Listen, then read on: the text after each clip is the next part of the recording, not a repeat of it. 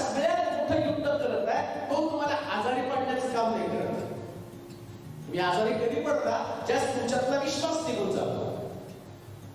कधी आजारी पडणार आहे? तुमच्यातला विश्वास निघून गेला. मग सैतान तुम्हाला आजारी नाही पडणार.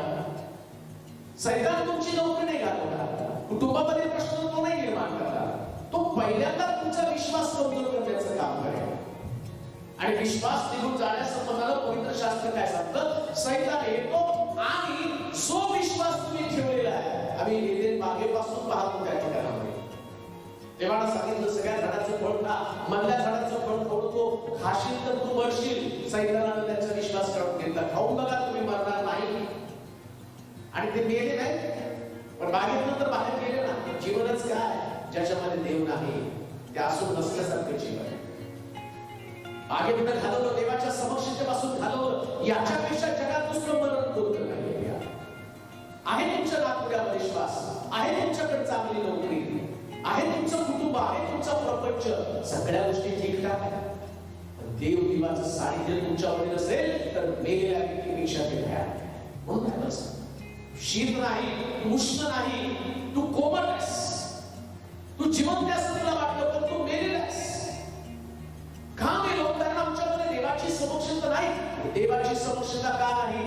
कारण आमच्यातलं वचन सैतानानं काढून घेतलेलं आहे. सैतान तुमच्या दिवस रात्र मेहनत घेत आहे. त्याचं काम थांबलेलं नाहीये. विश्वास करायला नको. सैतान स्ट्रगल करतोय, तो झगडत. मी देवाचे आभार मानतो, मला विश्वास ठेवण्यासाठी एवढे वर्ष प्रभूने कृपा केली. मी बायबल सांगतं, विश्वासाशिवाय देवाला कोणी संतुष्ट करू शकत नाही. आणि देव सैतानाची इच्छा काय? देव तुमच्यावरती रागावा, देवासमोर दुखलं जावं. आणि देवासमोर कसं दुखणार आहे? तुमच्यावर विश्वास नसला तर देवाला वाईट वाटणार आहे. कारण विश्वासाविषयी आम्ही देवाला संतुष्ट करू शकत नाही. विश्वास ठेवावाच लागतो. मग तुम्ही विश्वास ठेवणे म्हणून सैतान प्रयत्न करणार आहे. इकडे पवित्र आत्मा तुम्हाला विश्वासामध्ये वाढवतो. देवाचं वचन तुम्हाला विश्वासामध्ये वाढवतं.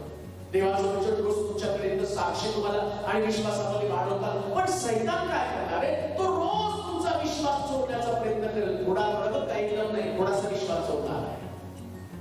धन्य ते लोक जे प्रभूवरती दृढ भरोसा रोजच्या जीवनामध्ये मार्ग करतात.